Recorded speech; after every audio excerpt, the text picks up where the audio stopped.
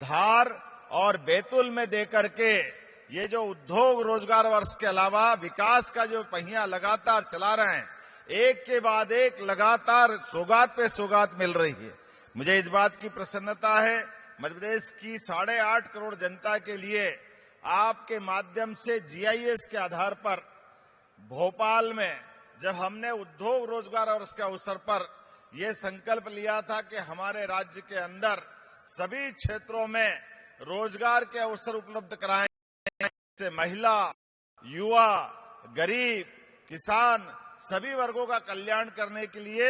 माननीय प्रधानमंत्री श्रीमान नरेंद्र मोदी जी ने जो 4 श्रेणियां दी है, जोरदार अभिनंदन श्रीमान नरेंद्र मोदी जी का करें, हमारे अपने यशस्वी प्रधानमंत्री का,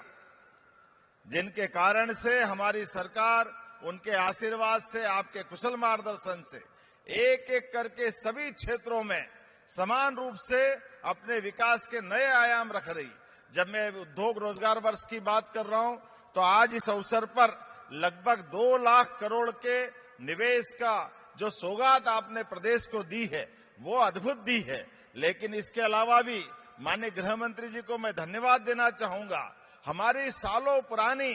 एक ऐसी 35 साल पुरानी परेशानी जिसके आधार पर इस प्रदेश ने कई दंश सहे,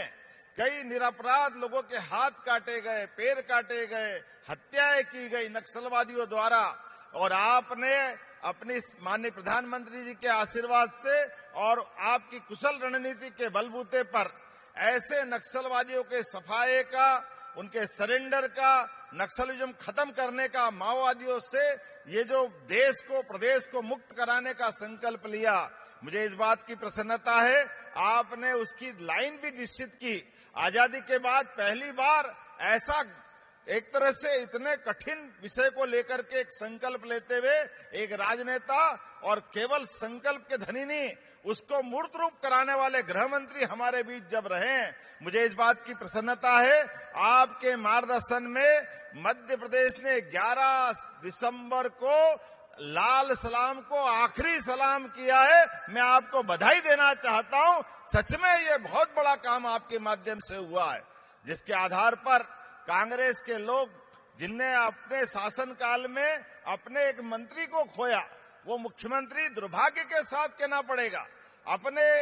ऐसे घटनाक्रम के बाद भी उन दुर्दांत नक्सलवादियों के लिए जब हमारे सिपाही बहादुरी पूर्वक अपने बलिदान से लंबी परंपरा कायम करते हुए हमारे लिए नक्सलिज्म के खिलाफ आम जनता को बचाने का प्रयास करते हैं, हमारी पुलिस उनको मारती है, तो दुर्भाग्य के साथ कहना पड़ेगा कांग्रेस के नेता